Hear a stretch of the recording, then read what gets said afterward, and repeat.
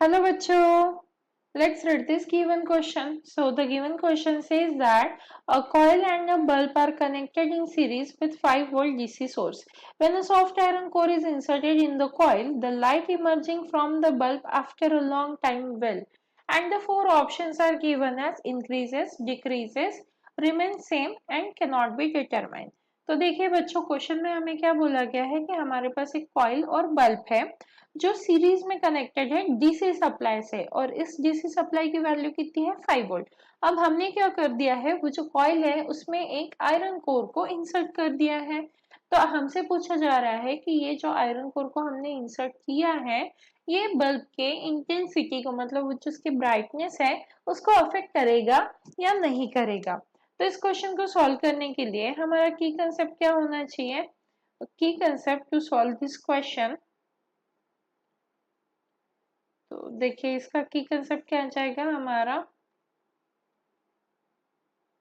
की concept to solve this question will be, अब देखिए यहाँ पे अगर हम आयरन कोर इंसर्ट करते हैं तो वहां पे क्या हो जाएगा, सेल्फ इंडक्शन स्टार्ट हो जाएगा और उस वजह से क्या होगा रिएक्टेंस भी रहेगा।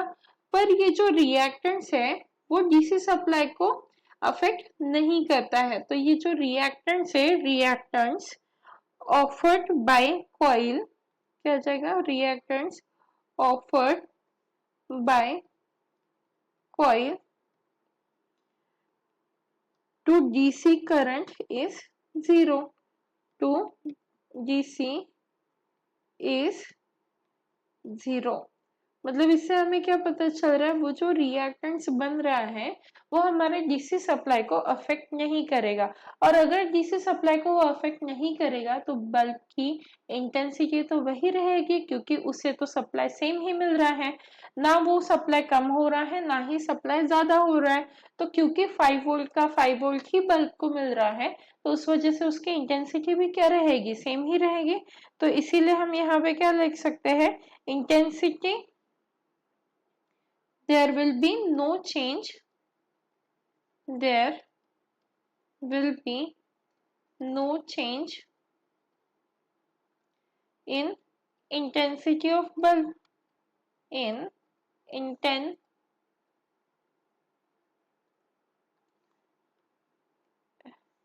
in intensity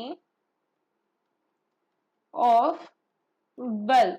और ऐसा क्यों हो रहा है, बिकॉज